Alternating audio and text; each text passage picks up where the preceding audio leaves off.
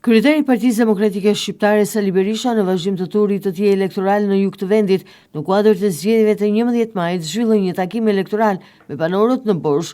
Berisha shoqëroi në këtë takim nga drejtuesi politik i Partisë Demokratike në qarkun e Vlorës Bujar Leskaj, si dhe kandidatët për deputet.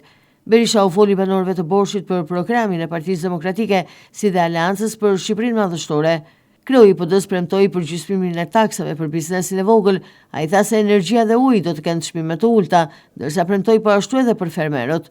Biznesi e Borshit do të përgjysmohen taksat, biznesi i vogël, tavanet e TVSH-s dhe tatim fitimit nga 140.000 euro dhe 100.000 euro të dyja që janë sot, do shkojnë në 180.000 euro.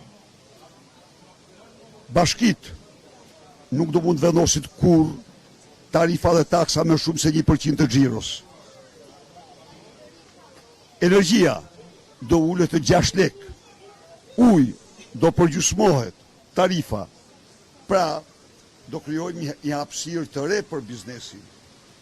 Fermerëve do të subvencionojmë çdo njësi prodhimi, çdo fidan të mbjellë, dhe çdo bagti, kokë bagtie. Heqim çdo lloj kriteri tjetër, jo ka 5 lop, jo ka 10 lop, 1 lop po të ketë do subvencionohet. 3 ulli po të ketë do subvencionohet. Ne do subvencionojmë çdo fermer. Berisha theksoi se banorët e Bregut i qëndrojnë të keqes, duke e mposhtur atë e se Borshin më 11 maj do të votojë për projektin që paraqet një mundësi të re për çdo shqiptar. Kjo fushat është vendimtare. Të ndahemi nga kjo e keqe. Unë e thash dhe një marë, askush më shumë se banorët e Bregut nuk kanë ditur t'i qëndrojnë fuqishëm të keqes. Dhe unë kam besim se Borshi,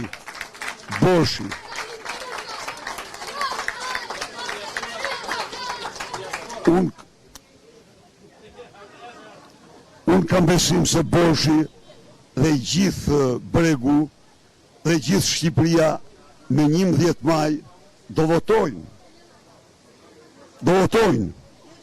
Për atë projekt, për atë projekt i cili paraqet një mundësi të re për çdo shqiptar.